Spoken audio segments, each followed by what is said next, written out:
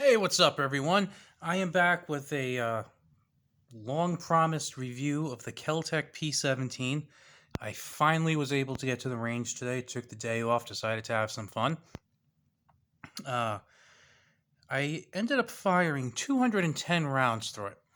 I fired 100 rounds of CCI Mini Mag and 110 rounds of Federal bulk ammo. And I think it did pretty darn well. I got to tell you. Now I didn't lubricate the gun, didn't clean the gun, nothing. I just took it out of the box and shot it.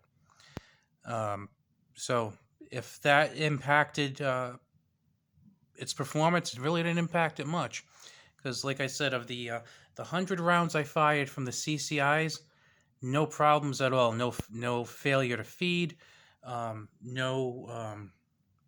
No failures to eject. Nothing. Absolutely 100% flawless. With the Federal bulk ammo, I fired 110 rounds. I did have two failures to eject with those. Um, like I said, I think that was probably due to the fact that it was bulk ammo.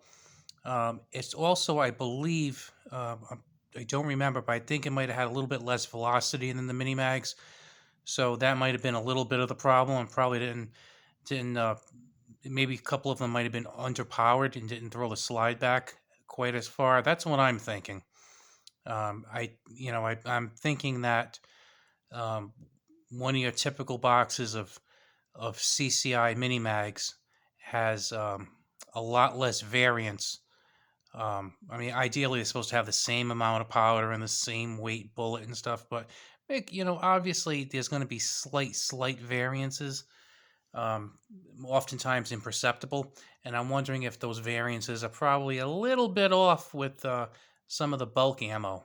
So that might have been an issue, and maybe those two times didn't quite clear. But I'm really happy with the way it went.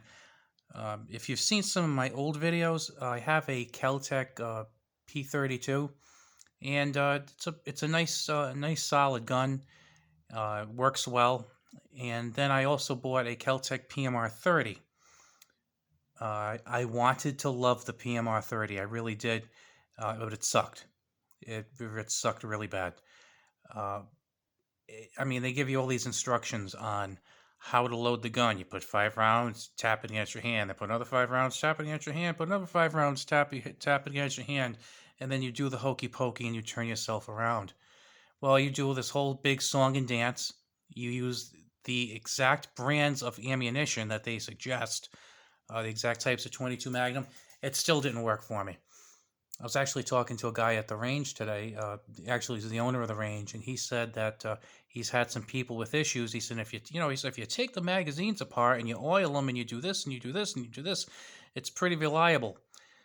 Well, I don't think you should have to keep tapping the mags and then take the magazines apart, oil the mags, uh, and then just go through all these things, and even using just a small subsample of all the ammunition out there, and then it's still a constant jam-o-matic. So I was a little worried about the P17, but I really wanted this handgun, so I kind of took the leap of faith. I admire Kel-Tec's creativity with handguns. Um, I'm like with this one, it's kind of like a funky looking magazine, like the way the rounds are. It's like a double stack, but not quite like a double stack because it has the rim, so they're kind of like double stacked near the tip, but not too much near the back. It's kind of strange, and I really liked how you can get um, 3 fingers on there, like you get a full grip on it. It was like really cool. You got the little Picatinny in the front. It holds 17 rounds, including the one in the chamber. It's extremely light. And then I also like the sights. I'm a fan of fiber optic sights, so you have that green fiber optic. And when I was done with this, it was I shot from about 6 yards, so about 18 feet, and there was basically one ragged hole right around the middle. Uh, Excellent. Now, like I said, I'm a mediocre shooter. I'm nothing fancy. Just a mediocre shooter, and this was great. I mean, it was a lot of fun. Um, Now, those two, like I said, those two failures to eject. I'm thinking that probably had more to do with the ammunition. I think if I took this, if I were to clean this gun right now after the 210 rounds, properly lubricate it, and then just put like mini mags through it, I think it would probably be 100%, and if not 100%, damn close to 100%. It was really good. I am so surprised at how well this shot. Uh, I actually took a few guns to the range today, and this was the shining star of the bunch. Unfortunately, not unfortunate that this was the shining star of the bunch, but it was the shining star not only because it did well on its own, but the others did not do so well. So, but that'll be in a future video. So basically, I mean, I would basically give you my highest recommendation on this if you're thinking of buying it. I know some of you might be thinking, "Oh, I don't want a Kel-Tec because Kel-Tec makes junk." Well, yes and no. I mean, I find that if the stuff they like, I wouldn't have any problem with the P32 normally. If I was going to get a P3AT, and it's something like that that's been around a while, because I figure like they've worked out the problems with them.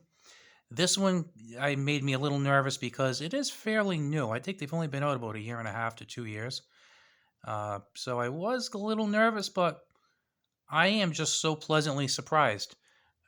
Sometimes I'll see Kel-Tecs, cool Kel-Tecs, and I'll be a little nervous and think, oh, do I really want to do that? Now I feel way better about Kel-Tec, I have to tell you, except for the PMR 30. I still think that's a piece of crap. I ended up selling that for those of you who forget. I got almost what I paid for it, surprisingly, and I put that money towards my Taurus 357 slash 9mm convertible revolver. I don't regret that for a minute because every time I pull the trigger on the revolver, it shoots. The PMR 30, no. I guess you can call it like the anti P17. So, like I said, not too much else to say. It was just really, really good. Like I said, just those two failures to feed. And the other thing I did too was I kind of varied the mags. Some of the mags I put the 16 full rounds in. I shot those. Other times I'd only put 5. Other times I put 10, just to kind of vary it a little bit. One strange thing that did happen a couple of times though is that this has last round hold open, and it was kind of weird. The slide was held back, and then you pop the magazine in, and when you pop the magazine in, I guess I hit it with too much gusto, and the the slide just closed. Like sometimes you would have to actually pull the slide back like maybe an eighth of an inch to strip the top round. Other times you just hit it and it would close, which I don't know if it's designed to do that. I'm thinking it's not designed to do that, but hey, it saved me the trouble of racking the slide, and it did end up stripping the top round and chambering it. So I guess I'm pretty good with that, right? No big deal. So I am going to head off now. If you liked this review, please hit like and subscribe. I appreciate that because the more views I get and the more likes I get, it kind of shows me that certain things are liked more than others, or disliked. Depending on how it goes. So again, check out the P17. Unfortunately, I don't think you're going to be getting any good deals on it. I think I paid $219 for this, which I thought at the time was a little overpriced for it. Now I'm fine with the fact that I paid $219 for it because it works super well. So I feel like if I go to the range and I pull the trigger, probably better than 99% of the chance of the 99% of the time, it's going to fire. That makes me happy because it makes my range time more fun. Yeah. Talk to you later, guys.